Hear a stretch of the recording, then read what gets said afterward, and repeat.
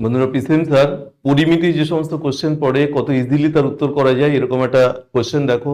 গত বছরের যে এনটিপিসি পরীক্ষা হয়েছে তাতে পড়েছিল, কোশ্চেন পড়েছিল যে একটা হেমিস্ফিয়ার অর্ধগোলক যার রেডিয়াস হচ্ছে 3, তাকে একটা কিউবয়েডের মধ্যে ফিট করা হয়েছে।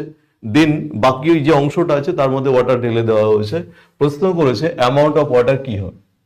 এখন আমাদের এটা জানতে হবে, যখন একটা হেমিস্ফিয়ার হয় তার যে ভলিউম হয়, আমরা কি করব, একটা কিউবয়েডের ভলিউম থেকে হেমিস্ফিয়ারের ভলিউম বাদ দেবো, তাহলে বাকি অংশটা বেরিয়ে আসা উচিত। এখন একটা হেমিস্ফিয়ারের যে ভলিউম হয় তার ফর্মুলা তো হচ্ছে 2/3 পাই আর কিউব। এই হেমিস্ফিয়ারের ক্ষেত্রে আমরা জানি এর রেডিয়াস আর এর হাইটটা বোথ আর দ্য সেম হয়। এখন যদি আমি ইনসাইডে ফিট করি, তাহলে এই হেমিস্ফিয়ারটার রেডিয়াস যা হবে এবং তার যে হাইট হবে বোথ আর দ্য সেম, অর্থাৎ এর হাইট হচ্ছে 3। এর হাইট 3 অর্থ হচ্ছে যে কিউবয়েডটা নিয়েছি সেই কিউবয়েডের একটা বাহু 3।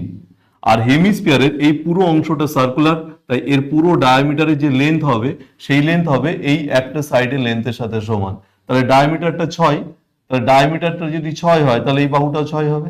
আবার আমরা যখন এই প্রান্ত থেকে এই প্রান্ত অব্দি যাই সেটাও তো ডায়ামিটারটা এগেইন 6, এগেইন যদি সেটা 6 হয়ে থাকে তাহলে এর যে ব্রেথ সেটা হলো 6। অর্থাৎ কিউবয়েডের ক্ষেত্রে আমরা তার লেন্থ 6, ব্রেথ 6 এবং হাইট 3 পেলাম। আমরা এর ভলিউম থেকে এর ভলিউম বাদ দেবো, তাহলে কিউবয়েডের ভলিউম হচ্ছে 6 into 6 into 3, that is length into breadth into height. এর থেকে বাদ দিলাম 2/3 পাই, পাইয়ের ভ্যালু 3.14, 2/3 পাই আর কিউব, আর হচ্ছে 3 তার কিউব। এটা যখন একটা কাটলো 9 দুগুণে 18, এটা হচ্ছে 108।